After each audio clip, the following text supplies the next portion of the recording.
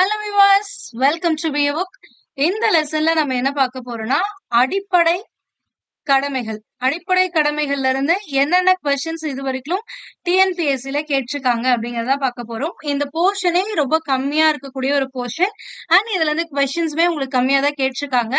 அதே மாதிரி இதுல எக்ஸ்ட்ரா நீங்க என்ன பார்க்கணும் அப்படின்னா இது ரிலேட்டடா நடந்த கேஸ் என்ன அப்படிங்கறதையும் பார்க்கணும். அதுவும் இந்த வீடியோல உங்களுக்கு இருக்கும். ஓகேங்களா?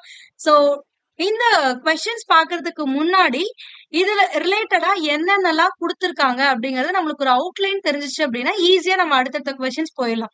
சோ இந்த அடிப்படை கடமைகள் அப்படிங்கிறது பகுதி 4A சேர்க்கப்பட்டிருக்கும்.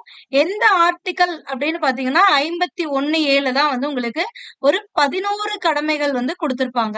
இந்த 11 கடமைகள்ல 1976 தான் இந்த 4A அப்படிங்கறதையும் உங்களுக்கு இன்க்ளூட் பண்ணிருப்பாங்க. 1976 42 அமெண்ட்மெண்ட், அதாவது 42வது சட்ட திருத்தத்தின்படிதான் பண்ணிருப்பாங்க. சோ இதுக்கான ஒரு குழு அமைச்சு அந்த குழுவோட பரிந்துரை என்னன்னு கேட்டுட்டு அதுக்கப்புறம் தான் இந்த அமெண்ட்மெண்ட்ல வந்து என்னென்ன கடமைகள் சேர்க்கலாம் அப்படின்லாம் சொல்லிருப்பாங்க. அப்ப 1974 என்ன குழு அமைச்சாங்க, 76 என்ன குழு அமைச்சிருந்தாங்கன்னா ஸ்வரன் சிங் கமிட்டி அப்படிங்கறத ஒண்ணு அமைச்சிருப்பாங்க. அந்த கமிட்டி பரிந்துரைத்ததுதான் வந்து இந்த அடிப்படை கடமைகளை நம்மளுக்கு இப்ப கொடுத்திருக்கிறது. ஓகேங்களா? சோ 1976 எத்தனை கடமைகளை தான் வந்து ஸ்வரன் சிங் கமிட்டி வந்து நம்மளுக்கு கொடுத்திருக்காங்க அப்படின்னு பாத்தீங்கன்னா 10 கடமைகள் தான் கொடுத்திருப்பாங்க. அப்ப இன்னொன்னு எங்க இருந்து வந்துச்சு அப்படின்னு பாத்தீங்கன்னா 2002 நடந்த 86வது சட்ட திருத்தத்துலதான் வந்து எக்ஸ்ட்ரா இன்னொரு கடமையை வந்து ஆட் பண்ணிருப்பாங்க. 51A பர்டிகுலரா கே, அதாவது உள்ளுறுப்பு வந்து கே அப்படிங்கறத வந்து ஆட் பண்ணிருப்பாங்க. சோ இதனாலதான் இப்போ உங்களுக்கு 11 கடமைகள் இருக்கு. சோ இதுதான் ஓவராலா இருக்கக்கூடிய திங்ஸ், இத பத்தி இருக்கக்கூடியது. சோ டைரக்டா கொஸ்டின்குள்ள போயிடலாமா? நம்மளோட ஃபர்ஸ்ட் கொஸ்டின் பாருங்க. இந்திய குடிமக்களின் அடிப்படை கடமைகள் டாஷில் சேர்க்கப்பட்டுள்ளது. அப்ப நான்காவது பகுதி 4A தானே சேர்க்கப்பட்டதுன்னு சொன்னோம். அப்ப ஆப்ஷன் டி தான் சரியான விடை. அடுத்த கொஸ்டின், இந்திய அரசியலமைப்பில் எந்த விதிகளில் அடிப்படை கடமைகள் கொடுக்கப்பட்டுள்ளது? எந்த விதின்னு கேட்டிருக்காங்க. பகுதின்னு கேட்டா 4Aன்னு சொல்லியாச்சு. அப்ப ஆர்டிக்கல் என்னன்னு கேட்டாங்க அப்படின்னா 51A அப்படிங்கிற ஆர்டிக்கல் தான். நெக்ஸ்ட் கொஸ்டின், இந்திய அரசியலமைப்பு விதி 51A எதை பற்றி குறிப்பிடுகிறது அப்படின்னு கேட்டிருக்காங்க. இதுக்கு முன்னாடி என்ன கொடுத்தாங்க, அடிப்படை கடமைகள்ங்கிறது எந்த ஆர்டிக்கல்ல சொல்லிருக்காங்கன்னு கேட்டாங்க. ஆனா இந்த கொஸ்டின்ல அந்த ஆர்டிக்கலை கொடுத்துட்டு இது எதை பத்தி சொல்லுதுன்னு கேக்குறாங்க. ருவாஸ்ல கேட்டிருக்காங்க. அப்ப அடிப்படை கடமைகளை பத்தி சொல்லக்கூடியதான் ஆர்டிக்கல் 51A. நெக்ஸ்ட் கொஸ்டின், அடிப்படை கடமைகள் பற்றி பரிந்துரைக்க அமைக்கப்பட்ட குழுவினை குறிப்பிடுகின்றாங்க. நம்ம ஆல்ரெடி சொன்னோம் 1976 ஸ்வரன் சிங் கமிட்டி தான் வந்து அமைச்சிருப்பாங்க. இது பரிந்துரைத்ததுதான் வந்து அப்போ ஒரு 10 கடமைகளை தான் இந்த குழு வந்து பரிந்துரைத்திருக்கும். அதுதான் நம்மளுடைய தற்போதைய அடிப்படை கடமைகளை நம்ம இது பண்ணிட்டு இருக்கோம். அப்ப ஸ்வரன் சிங் கமிட்டி இது வந்து புக்லயுமே உங்களுக்கு கொடுத்திருக்காங்க பாருங்க. 1976 தான் அமைக்கப்படுது. 1976 42வது சட்ட திருத்தத்துல இவங்க பரிந்துரைத்த 10யுமே வந்து அடிப்படை கடமைகளா சேர்த்திருப்பாங்க. ஆனா மொத்தமா அடிப்படை கடமைகள் எத்தனைன்னு கேட்டா 11. சோ இதை கிளியரா தெரிஞ்சுக்கோங்க, நோட் பண்ணிக்கோங்க. இந்த 10 அப்படிங்கிற விஷயம் உங்களோட புக்ல இருக்காது. நெக்ஸ்ட், அடிப்படை கடமைகள் என்ற யோசனை கீழ்கண்டவற்றில் எதிலிருந்து பெறப்பட்டது? அப்ப அடிப்படை கடமைகள்ங்கிறதோட மூலம் என்ன? நம்ம இந்தியன் கான்ஸ்டிடியூஷன்ல வச்சிருக்கோம் அப்படின்னா எங்க இருந்து எடுத்துட்டு வந்து வச்சோம் அப்படின்னு பாத்தீங்கன்னா யுஎஸ்எஸ்ஆர் அமைப்பு, அதாவது யுஎஸ்எஸ்ஆர் அரசியல் அமைப்பு அப்படின்னா ரஷ்யாவுடையதான் வந்து சொல்லியிருப்பாங்க. Union of soviet socialist republic அப்படின்னு சொல்லுவாங்க. ஓகேங்களா? சோ இதுல இருந்து தான் நம்ம எடுத்திருக்கோம். அப்ப யுஎஸ்எஸ்ஆர் அரசியல் அமைப்பு. நெக்ஸ்ட் கொஸ்டின், 42வது அரசியலமைப்பு சட்ட திருத்தம் பகுதி 4A என்ற புது பகுதியை சேர்த்தது. அது எதனுடன் தொடர்புடையது அப்படின்னு கேட்டிருக்காங்க. இதுவும் ரிவர்ஸ் தான். இதுக்கு முன்னாடி என்ன கேட்டாங்க, அடிப்படை கடமைகள்ங்கிறது எந்த பகுதி, எந்த சட்ட திருத்தம் அந்த மாதிரி கேட்டுட்டு இருந்தாங்க. இப்போ சட்ட திருத்தத்தையும் பகுதியும் கொடுத்துட்டு அது எதோட தொடர்புடையதுன்னு கேட்டிருக்காங்க. அதேதான் அடிப்படை கடமைகளோட தொடர்புடையது.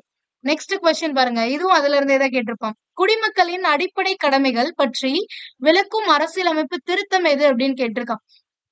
அடிப்படை கடமைகள் பத்தி முதல்ல நம்மளுக்கு எந்த அரசியலமைப்பு சட்ட திருத்தத்துல கொண்டு வந்தாங்க அப்படின்னா 1976 42 அமெண்ட்மெண்ட் படி. அப்ப 42வது சட்ட திருத்தம், அரசியலமைப்பு திருத்தம் அப்படிங்கறதா சரியான விடை. ஒரே பாயிண்ட் தான். சோ அது ஒரு 7 கொஸ்டின்ஸா உங்களுக்கு இது வரைக்கும் கொண்டு வந்துட்டாங்க. இதுக்கப்புறம் இருக்கிறதெல்லாம் அதுல கொடுத்திருக்க அந்த 11 இத பத்தி கடமைகளை பத்தி கேட்பாங்க. ஓகேங்களா? சோ இதுல கொடுத்திருக்காங்க பாருங்க. சட்டப்பிரிவு 51A ஹெச் வகுத்துரைப்பது என்ன அப்படின்னு கேட்டிருக்காங்க. இந்த 51AH நீங்க தமிழ் புக்ல படிச்சிருந்தீங்கன்னா 11 கடமைகளை அ ஆ இ இ இப்படி எல்லாம் கொடுத்திருப்பாங்க. ஆனா இங்கிலீஷ் புக்ல ABCDன்னு கொடுத்திருப்பாங்க. சோ பெட்டர் உங்களுக்கு தெரியல அப்படின்னா ஒண்ணும் இல்ல, ஆல இருந்து ஸ்டார்ட் பண்ணி ABCD போடுங்க, அப்படியே இருக்கும், கரெக்டா இருக்கும். ஓகேங்களா? சோ இப்ப 51AH அப்படிங்கிறது எதை பத்தி சொல்லியிருக்கோம் அப்படின்னா தமிழ்ல வந்து ஏன்னு கொடுத்திருப்பாங்க. அறிவியல் கோட்பாடு, மனிதநேயம், ஆராய்ச்சி மனப்பான்மை மற்றும் சீர்திருத்தம் ஆகியவற்றை வளர்த்தல், இதை பத்தி சொல்லக்கூடியதுதான் இந்த 51AH அப்படிங்கிறது. அப்ப எந்த ஆப்ஷன் அப்படின்னு பாத்தீங்கன்னா ஆப்ஷன் பி, அறிவியலார்ந்த உழப்பாங்கு, மனிதநேயம், ஆய்ந்து தெளிந்து சீர்திருத்தும் ஆர்வம் ஆகியவற்றை வளர்த்தல் அப்படிங்கறதா சரியான விடை. இதுக்கு இன்னொன்னு ஆப்ஷன் சில என்ன கொடுத்திருக்காங்க, வேண்டுங்கால் நாட்டினை காத்தல் மற்றும் நாட்டு பணி ஆற்றல் அப்படின்றாங்கல்ல, தேவைப்பட்டால் நாட்டிற்கு பணி செய்ய வேண்டும் அப்படிங்கிறது தான் இது. அடுத்தது இந்திய நாட்டின் இறையாண்மை, ஒற்றுமை, ஒருமைப்பாடு ஆகியவற்றை ஓங்க செய்தல் அப்படிங்கிறது என்ன இதுன்னு பாத்தீங்கன்னா 3ஆவதா கொடுத்திருப்பாங்க. அதனாலதான் சி, தேர்ட் லெட்டர் தான் சி. இது வந்து 4ஆ கொடுத்திருப்பாங்க. நெக்ஸ்ட் கொஸ்டின், அடிப்படை கடமைகள் பற்றிய கீழ்கண்ட கூற்றுகளுள் சரியானது எது அப்படின்னு கேட்டிருக்காங்க. எது கரெக்ட்னு கேட்டிருக்காங்க. இங்க 3 கூற்றுகள் கொடுத்திருக்காங்க. ஃபர்ஸ்ட் ஒன் பாருங்க, அடிப்படை கடமைகள் சட்டத்தால் வலியுறுத்தி நடைமுறைப்படுத்தப்படத்தக்கவை அப்படின்றாங்க. ஆக்சுவலா அடிப்படை கடமைகளை நீங்க நீதிமன்றத்தால், அதாவது சட்டத்தால வலியுறுத்தி நடைமுறைப்படுத்த முடியாது. அதை நீங்க தெளிவா புரிஞ்சுக்கோங்க. பார்ட் 4 அப்படிங்கிறதே வந்து உங்களுக்கு அரசின் நெறிமுறை கோட்பாடுகள் பார்த்தோமா, அதுலயுமே வந்து என்ன சொல்லிருப்பாங்க அப்படின்னா நீதிமன்றத்தால் அதை நடைமுறைப்படுத்த முடியாது. அதே மாதிரிதான் இதுவுமே, அடிப்படை கடமைகளை நீதிமன்றத்தால் நடைமுறைப்படுத்த முடியாது. இதுக்கு ஒரு சில காரணங்களும் இருக்கு. ஏன் அப்படின்னா அடிப்படை கடமைகள் நம்மளுக்கு கொடுத்திருக்க 11ஐயும் நம்ம பின்பற்றணும் அப்படின்னு சொல்லியிருக்காங்க. ஆனா எந்த அளவுக்கு பின்பற்றணும், எந்த அளவுக்கு நம்ம பின்பற்றலாம், அது சட்டத்திற்கு புறம்பு அப்படிங்கிற அதற்கான எல்லைகள்லாம் உங்களுக்கு கொடுக்கல. அதனால இதை வச்சு எதுவும் பண்ண முடியாது. ஓகேங்களா? அடுத்தது, அடிப்படை கடமைகள் மக்களாட்சியை சமநிலைப்படுத்த உதவுகின்றன. இதுதான் முக்கியமான நோக்கம். மக்களாட்சியை சமநிலைப்படுத்துற மாதிரிதான் வந்து அடிப்படை கடமைகளை வந்து ஃப்ரேமே பண்ணிருப்பாங்க. சோ இதுவும் உங்களோட புக்ல இல்ல. சோ அதனால இதை நோட் பண்ணிக்கோங்க. இது சரியான கூற்று. அதே மாதிரி இன்னொன்னு என்ன அப்படின்னு பாத்தீங்கன்னா, அடிப்படை கடமைகள் சில அறமுறையாகும், அதாவது மாரல் டியூட்டி ஆகும், பல சிவிக் டியூட்டி, அதாவது குடிமையால் சார்ந்த கடமைகள் ஆகும் அப்படின்றாங்க. அறக்கடமைகள், குடியியல் சார்ந்த கடமைகள், civic duties and moral duties அப்படின்னு சொல்லுவாங்க.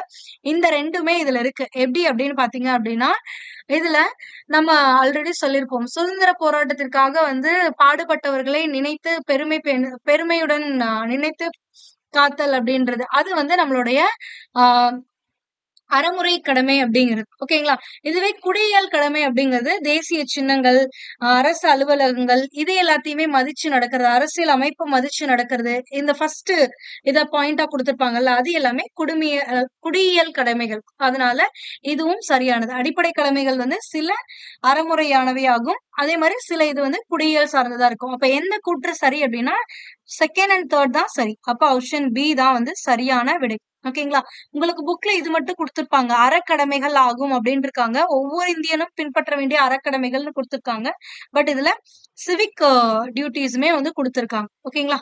நெக்ஸ்ட் ஒன், அடிப்படை கடமைகள் குறித்த கீழ்காணும் எந்த சொற்றொடர்கள் சரியானவை அப்படின்னு கேட்டிருக்காங்க. ஃபர்ஸ்ட் இது பாருங்க, அடிப்படை கடமைகள் அரசியலமைப்பின் விதி 51A கொடுக்கப்பட்டுள்ளது. விதி 51A தான் அரசியலமைப்பின் அடிப்படை கடமைகள் பத்தி சொல்லக்கூடியது. அப்ப இது சரியானது. 11வது அடிப்படை கடமை 86வது சட்ட திருத்தம் 2002 பட்டியலில் சேர்க்கப்பட்டது. இதுவும் சரியானது. நம்ம ஆல்ரெடி சொன்னோம், 1976ல 42 அமெண்ட்மெண்ட் படி உங்களுக்கு 10 டியூட்டிஸ் தான் வந்து கொடுத்திருப்பாங்க. 2002ல 86வது சட்ட திருத்த அமெண்ட்மெண்ட்ல தான் வந்து உங்களுக்கு எக்ஸ்ட்ரா ஒரு டியூட்டி கொடுத்திருப்பாங்க. சோ டோட்டலா இப்ப 11 டியூட்டிஸ். ஓகேங்களா? அடுத்தது, அறிவியல் மனப்பான்மை வளர்த்தல் ஒரு அடிப்படை கடமை அல்ல அப்படின்னு இருக்காங்க. ஆனா நம்ம இதுக்கு முன்னாடி ப்ரீவியஸ் கொஸ்டின்ஸ் தான் பார்த்தோம். என்னன்னா 51AH அப்படிங்கிறது எதை பற்றி விவரிக்கிறது அப்படின்னு கொடுத்திருந்தாங்க. சோ அது என்னது, அறிவியல் மனப்பான்மையை வளர்க்கணும் அப்படிங்கிறது ஒரு அடிப்படை கடமைன்னு கொடுத்திருந்தாங்க. ஆனா இந்த கூற்றுல கடமை அல்லன்னு கொடுத்திருக்காங்க. அப்ப இது தவறான கூற்று. அப்ப எதெல்லாம் சரி அப்படின்னு பாத்தீங்கன்னா 1 and 2 மற்றும் சரி. Option C. நெக்ஸ்ட் கொஸ்டின், கீழ்கண்டவற்றுள் எது ஒரு குடிமகனின் கடமை அல்ல அப்படின்றாங்க. எது அடிப்படை கடமை அல்ல அப்படின்னு கேட்டிருக்காங்க. ஆப்ஷன் ஏ பாத்தீங்கன்னா, அரசியலமைப்புக்கு ஏற்ப நடந்து அதனுடைய கோட்பாடுகள், நிறுவனங்கள், தேசிய கொடி, தேசிய கீதம் ஆகியவற்றை மதித்து நடத்தல். இது வந்து நம்மளுடைய அடிப்படை கடமை. ஃபர்ஸ்டா கொடுத்திருப்பாங்க. அதனாலதான் ஏ அப்படின்னு போட்டிருக்கோம். ஆன்னு கொடுத்திருப்பாங்க தமிழ் புக்ல. ஓகேங்களா? அப்ப இது சரியானது. இது கடமைதான். இந்தியாவின் இறைமை, ஒற்றுமை, ஒருமைப்பாடு ஆகியவற்றை பேணி பாதுகாக்க வேண்டும் அப்படிங்கிறது மூன்றாவதா நம்மளுக்கு கொடுக்கப்பட்ட கடமை. அப்ப சீன் கொடுத்திருப்பாங்க இங்கிலீஷ் புக்ல. அப்ப இதுவும் சரியானது. தேவைப்படும் போது எல்லாம் நாட்டை பாதுகாக்கவும் நாட்டுக்கு சேவை செய்யவும் வேண்டும். இதுவும் நம்மளோட ஒரு கடமைதான். சீல கொடுத்திருப்பாங்க. அப்ப இதுவும் கடமைதான். ஆனா கட்டாய ராணுவ சேவை செய்ய வேண்டும்னு அடிப்படை கடமைகள்ல நம்மளுக்கு மென்ஷன் பண்ணல. அப்ப இதுதான் வந்து அடிப்படை கடமை அல்ல. சோ இந்த கொஸ்டினுக்கான ஆன்சர் கட்டாய ராணுவ சேவை செய்ய வேண்டும். போரே நடந்துச்சுனாலும் நீங்க கட்டாயமா ராணுவ சேவை செய்யணுமா அப்படின்னா கிடையாது. ஆனா ஒரு சில நாடுகள்ல இது இருக்கு. ஓகேங்களா? நெக்ஸ்ட் ஒன், அடிப்படை கடமைகள் பற்றி பின்வரும் சொற்றொடர்களில் எவை சரியானவை? இதுவும் இதே மாதிரிதான். ஃபர்ஸ்ட் கூட்டு பாருங்க. 6 முதல் 14 வயது உள்ள குழந்தைகளுக்கு இலவச மற்றும் கட்டாய கல்வி கொடுத்தல். இதுதான் வந்து 51 AK, அதாவது 2002 86வது சட்ட திருத்தத்தின்படி ஆட் பண்ணாங்கன்னு சொன்னோம்ல. 11வது கடமையா ஆட் பண்ணது எது அப்படின்னா இதுதான். அப்ப இது சரியானது. அடுத்தது, பொது சொத்தை பாதுகாத்தல் அப்படிங்கிறது தமிழ்லயும் 5 தான் கொடுத்திருப்பாங்க. சோ இதுல இருக்கிறது தான் வந்து இது. அப்ப இதுவும் சரியானது. அறிவியல் மனப்பாங்கை வளர்த்துக் கொள்ளுதல்ங்கிறது 51AH. இங்க கொடுத்திருக்க லெட்டர் எல்லாமே 51A போட்டுக்கோங்க. அதுக்கப்புறம் இருக்க லெட்டர்ஸ். ஓகேங்களா? இது வந்து 51AK, இது வந்து 51AI, இது 51AH. இந்த மூணுமே அடிப்படை கடமைகள் தான். அப்ப எல்லாமே சரியானது. அப்ப ஆப்ஷன் டி தான் சரியான விடை. 1, 2, 3 ஆகியவை சரியானவை. அடுத்த கொஸ்டின், அடிப்படை கடமைகளை பற்றி கீழ்காணப்படும் வாக்கியங்களுள் எது தவறானது அப்படின்னு கேட்டிருக்காங்க. இப்போ வந்து நீங்க தவறானது எதுன்னு சொல்லணும். இந்திய அரசியல் சாசனத்தின் 10 அடிப்படை கடமைகளை அறிமுகப்படுத்திய ஸ்வரன் சிங் குழு பரிந்துரைத்தது. நம்ம ஆல்ரெடி சொன்னோம் 1976ல எத்தனைதான் நம்மளுக்கு கொடுத்தாங்க? 10. அப்ப இது சரியானது. இது தவறானது கிடையாது. ஓகேங்களா? அடுத்தது, இந்திய அரசியல் சாசனத்தின் உள்ள அடிப்படை கடமைகள் கருத்து சோவியத் நாட்டிலிருந்து பெறப்பட்டது. இப்பதான் பார்த்தோம் USSRல இருந்து பெறப்பட்டது அப்படின்னு. அப்ப இதுவும் சரியானது. அடிப்படை கடமைகள் 42வது திருத்தல் சட்டம் மூலம் அறிமுகப்படுத்தியது. ஆமா, இதை வச்சுதான் ஃபர்ஸ்ட் 1976ல 42 அமெண்ட்மெண்ட் படிதான் நம்மளுக்கு அடிப்படை கடமைகள்னே ஒண்ணு இன்க்ளூட் பண்றாங்க. அதுக்கு முன்னாடி வரைக்கும் நம்மளுக்கு அடிப்படை கடமைகள் கிடையாது. ஓகேங்களா? அப்ப இதுவும் சரியானது. அடுத்து என்ன சொல்லிருக்காங்கன்னா, அவை சட்டத்தால் செயல்படுத்தப்படுகின்றன. they are enforceable by law அப்படின்றாங்க. they are not enforceable by law. So இதையும் தெரிஞ்சுக்கோங்க. அப்ப இதுதான் வந்து அந்த தவறான கூற்று. அப்ப ஆப்ஷன் டி தான் இதுக்கான ஆன்சர். அண்ட் உங்களோட ஓல்டு புக்ல இந்த கிளிப்பிங் கொடுத்திருப்பாங்க. இது பாருங்க. சாரி, ஒரே நிமிஷம். இதுல பாத்தீங்கன்னா உங்களுக்கு தெரியும் 42வது மாற்றுச் சட்டம் 51A என்ற விதியை சேர்த்தது. இதன்படி 10 கடமைகள் உள்ளன அப்படின்னு சொல்லி. அப்ப 1976ல தான் இந்த 10 கடமைகள் இருக்கும். ஓகேங்களா? சோ ஆப்ஷன் டி தான் வந்து தவறான ஒன்று. அடுத்தது, இந்திய அரசியலமைப்பு சட்டத்தின் எந்த அம்சம் ஒவ்வொரு இந்திய குடிமகனையும் அறிவியல், மனப்பாங்கு, மனிதநேயம், ஆய்ந்தறியும் வேட்கை, சீர்திருத்தம் ஆகியவற்றை வளர்த்துக் கொள்ள வேண்டும் என வலியுறுத்துகிறது அப்படின்னா எது வந்து இந்த மாதிரி சொன்னுச்சுன்னா 51AH அப்படிங்கறதா. இது ரிலேட்டடா உங்களுக்கு நிறைய கொஸ்டின்ஸ் கேட்டிருக்காங்க. ரிப்பீட் ஆயிட்டே இருக்கு. நீங்களே பார்க்கலாம். சோ அப்ப எது அப்படின்னு பாத்தீங்கன்னா, இந்த லா எந்த இதுல இருக்கும்? 51Aனாவே அது என்னது? அடிப்படை கடமைகள். அப்ப அடிப்படை கடமைகள்ல தான் இத பத்தி வலியுறுத்திருக்காங்க. அடுத்த கொஸ்டின், 2002 86 அரசியல் சாசன திருத்தல் சட்டம் மூலமாக சேர்க்கப்பட்ட அடிப்படை கடமையை கண்டறிக அப்படின்றாங்க. என்ன அடிப்படை கடமைகள்? 11வது நம்மளுக்கு சேர்த்தாங்கன்னா 6 முதல் 14 வயது வரையில் உள்ள குழந்தைகள் அனைவருக்கும் கல்வி பெறும் வாய்ப்பினை வழங்குறது தான் வந்து இந்த 11வது அடிப்படை கடமை. ஆக்சுவலா இது என்னன்னா, நீங்க அடிப்படை உரிமைகள் பார்க்கும்போது இதே பாயிண்ட பார்த்திருப்பீங்க. ஆர்டிகல் 45 படி பார்த்திருப்பீங்க. அதுக்கும் இதுக்கும் கன்ஃபியூஸ் ஆயிக்காதீங்க. ஆர்டிகல் 45 அப்படிங்கிறது வந்து அரசின் நெறிமுறை கோட்பாடுகள். அதாவது ஒரு அரசு எதெல்லாம் வந்து கருத்தில் கொள்ளணும், எதெல்லாம் வந்து செயல்படுத்தணும் அப்படிங்கறதான் அதுல கொடுத்திருப்பாங்க. ஆனா இங்க கொடுத்திருக்கிறது என்ன அப்படின்னு பாத்தீங்கன்னா, நீங்க இங்க பாருங்க, இந்திய குடிமக்கள் அல்லது பெற்றோர்கள், 6 முதல் பெற்றோர்கள் எல்லாருமே இதை பண்ணணும். அதாவது ஒவ்வொரு இந்திய குடிமகனும் இதை எடுத்துக்கணும். அரசுதான் பண்ணணுங்கிற அவசியம் இல்ல அப்படின்னு மாதிரி கொடுத்திருக்கிறது தான் வந்து இது. ஓகேங்களா? சோ இதுலயும் வரும் 51AK அப்படிங்கிறது தான் இதுக்கான ஆன்சர். நெக்ஸ்ட் கொஸ்டின், குடிமக்களின் அடிப்படை கடமைகள் தொடர்பான வர்மா குழு. இதுக்கு முன்னாடி ஸ்வரன் சிங் கமிட்டி பார்த்தோம். அது வந்து ஃபண்டமெண்டல் டியூட்டிஸ ஃபார்ம் பண்றதுக்காக அமைக்கப்பட்ட கமிட்டி. ஆனா வர்மா கமிட்டி அப்படிங்கிறது வந்து எதுக்காக அப்படின்னு பாத்தீங்கன்னா, ஏற்கனவே அடிப்படை கடமைகளை வந்து செயல்படுத்தியிருப்பாங்கல்ல, அதற்காக வந்து ஒரு சில சட்டங்களை இயற்றியிருப்பாங்க. அந்த சட்டங்கள்லாம் கரெக்டா போகுதா, சரியா இருக்கா அப்படிங்கறது எல்லாத்தையும் சரிபார்க்கறதுக்காக அமைக்கப்பட்ட குழு தான் இந்த வர்மா குழு. சோ இது எப்ப அமைப்பாங்க அப்படின்னு பாத்தீங்கன்னா 1999ல அமைச்சிருப்பாங்க. இந்த இந்த சட்டங்கள் தான் தேசிய சின்னங்கள் சட்டமா இருக்கும், வன பாதுகாப்பு சட்டம், வனவிலங்குகள் சட்டம், குடியுரிமைகள் சட்டம், இந்த மாதிரி பல சட்டங்கள் ஏற்றிருப்பாங்க. இதெல்லாம் வந்து சரிபார்த்தாங்க. ஓகேங்களா, அதுக்காக அமைக்கப்பட்டதுதான் இந்த வர்மா குழு. அடுத்த கொஸ்டின், கீழ்காணும் விதிகளில் எந்த ஒன்று இந்திய அரசியலமைப்பு அடிப்படை கடமைகளின் வரிசையை சார்ந்தது அல்ல அப்படின்னு கேட்டிருக்காங்க. எது அடிப்படை கடமைகள்ல வராது அப்படின்னு கேட்டிருக்காங்க. அறிவியல் கோட்பாடு, மனிதநேயம், ஆராய்ச்சி மனப்பான்மை மற்றும் சீர்திருத்தம் ஆகியவற்றை வளர்த்தல்ங்கிறது 51AH. இதை நம்ம கண்டினியூஸா பார்த்துட்டே இருக்கோம். அப்ப இது அடிப்படை கடமைதான். அப்ப இது கரெக்ட். அடுத்தது, வன்முறையை கைவிட்டு பொது சொத்துக்களை காத்தல் அப்படிங்கிறது 51A ஐல வந்து கொடுத்திருப்பாங்க. அப்ப இதுவும் ஒரு அடிப்படை கடமை. அரசமைப்பிற்கு கீழ்ப்படிந்து அதற்கு மரியாதை அளித்தல் அப்படிங்கிறது 51AA வந்து கொடுத்திருப்பாங்க. அப்ப இதுவும் வந்து ஒரு அடிப்படை கடமை தான். அப்ப எதுதான் அடிப்படை கடமை வரிசையில வராது அப்படின்னு பாத்தீங்கன்னா, பொது தேர்தலில் வாக்களித்தல் வந்து அடிப்படை கடமைகள்ல வராது. ஓகேங்களா. அடுத்தது, கீழ்கண்ட கூற்றுகளுள் சரியானதை தேர்வு செய்க. பின்வரும் இந்திய அரசியலமைப்பு சட்டம் அடிப்படை கடமைகள் குறித்து வரும் சரியான கூற்றுகள் யாவை அப்படின்றாங்க. ஃபர்ஸ்ட் ஒன், இந்திய அரசியலமைப்பு சட்டம் உருவாக்கியதிலிருந்து அடிப்படை கடமை ஒரு பகுதியாக இருந்து வருகிறது அப்படின்னு கொடுத்திருக்காங்க. இது சரியா? இந்திய அரசியலமைப்பு சட்டம் உருவாக்கப்பட்டது எப்ப அப்படின்னு பாத்தீங்கன்னா, அதாவது ஏற்றுக்கொள்ளப்பட்டது எப்போ அப்படின்னு பாத்தீங்கன்னா 1949 நவம்பர் 26 ஏற்றுக்கொள்ளப்பட்ட 1950 26 ஜான் வந்து நடைமுறைப்படுத்தப்பட்டிருக்கும். அப்போ இந்த அடிப்படை கடமைகள்ங்கிறது ஒரு பகுதியா இருந்துச்சா? இல்ல.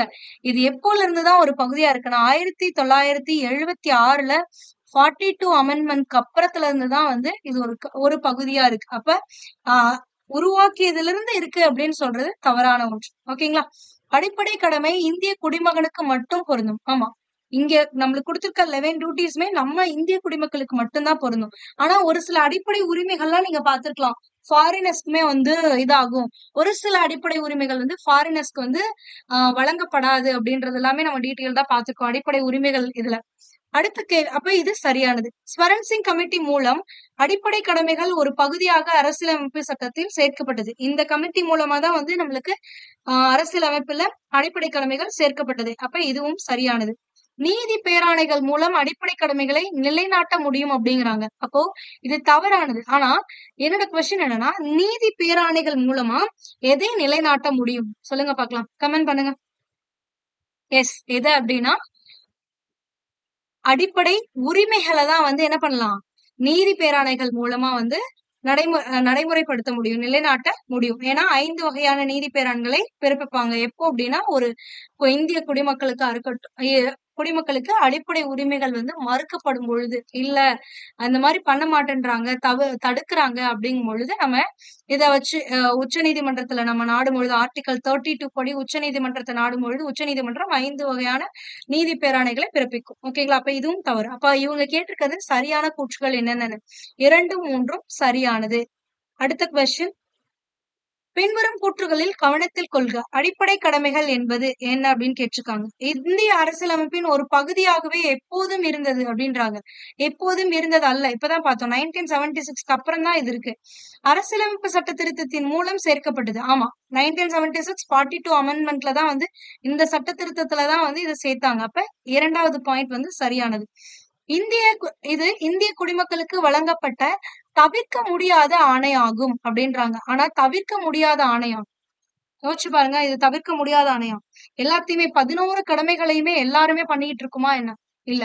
நம்ம ஆல்ரெடி சொன்னோம், இது வந்து நீதிமன்றத்தால் நிலைநாட்ட முடியாது.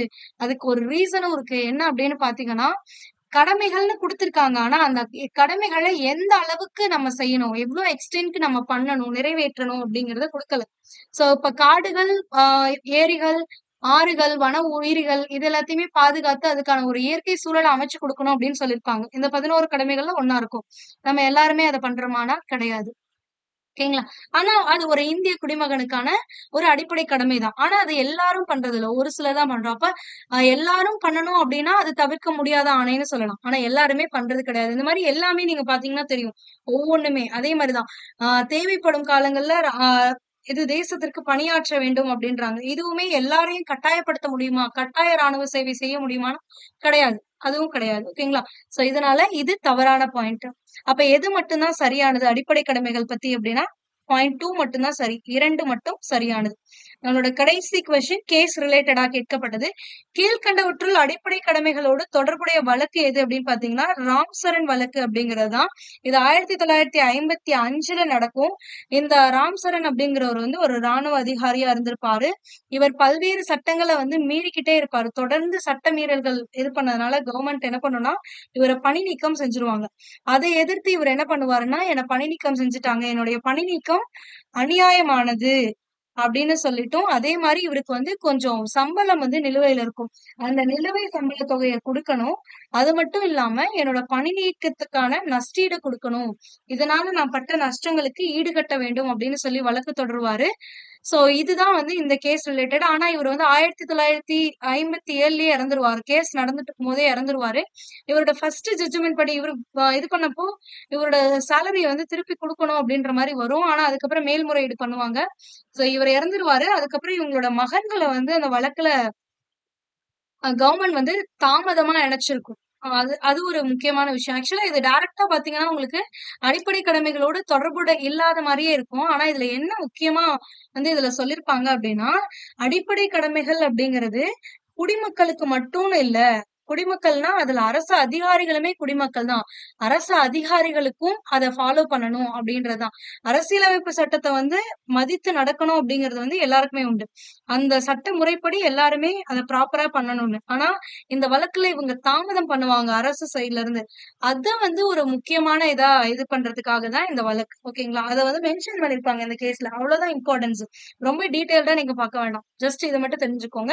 கடைசியில இந்த யூனியன் ஆஃப் இந்தியா போட்ட இந்த வழக்கு மேல்முறையீட வந்து தள்ளுபடி பண்ணிடுவாங்க. ஏன் அப்டின்னா, நீங்க காலதாமதம் பண்ணதுனால வந்து அத உயர்நீதிமன்றம் ஏத்துக்காம போயிடும். ஓகேங்களா? அண்ட் அப்போ அந்த பணமெல்லாம் அவங்க வாரிசுகளுக்கு கிடைச்சுச்சா அப்டின்னா, அதுவுமே கிடைக்காது. ஆனா கோர்ட் வந்து ஒரு விஷயத்த வந்து அக்செப்ட் பண்ணிப்பாங்க. என்னத்த அக்செப்ட் பண்ணிப்பாங்கன்னா, ராணுவ பணியில இருந்துகிட்டு சட்டமீறல் வந்து அடிக்கடி பண்ணது வந்து தவறானது. அதுக்காக கவர்மெண்ட் எடுத்த அந்த முடிவு, அவர பணியிலிருந்து நீக்கம் செஞ்சது சரியான ஒரு தீர்வு அப்படின்னு சொல்றத அக்செப்ட் பண்ணிப்பாங்க. அதனால இவங்களுக்கும் கிடைக்காது. அண்ட் கவர்மெண்ட் வந்து மறுபடியும் மேல்முறையீடு பண்ண காலதாமதத்தினால மேல்முறையீடையும் வந்து தள்ளுபடி பண்ணியிருக்காங்க. ஓகேங்களா? சோ இவ்வளவுதான் இந்த கேஸ் ரிலேட்டடா இருக்கக்கூடியது. ஜஸ்ட் தெரிஞ்சுக்கோங்க. இது கொஞ்சம் கன்ஃப்யூஸ் பண்ற மாரியே தான் இருக்கும். நீங்க எந்த ஆர்டிக்கிள் எடுத்து பார்த்தீங்கனாலுமே உங்களுக்கு கிளியரா வந்து இருக்காது. ஜஸ்ட் இத மட்டும் தெரிஞ்சுக்கோங்க. ஓகேங்களா? சோ இது ரிலேட்டடா உங்களுக்கு ஏதாவது டவுட்ஸ் இருந்துச்சு, இப்ப பார்த்த கொஸ்டின்ஸா இருக்கட்டும், ஆர் ஏதாவது டவுட்ஸ் இருந்துச்சு அப்டின்னா, அத கமெண்ட் பண்ணுங்க. அத நம்ம நெக்ஸ்ட் வீடியோல பார்க்கலாம். Thank you.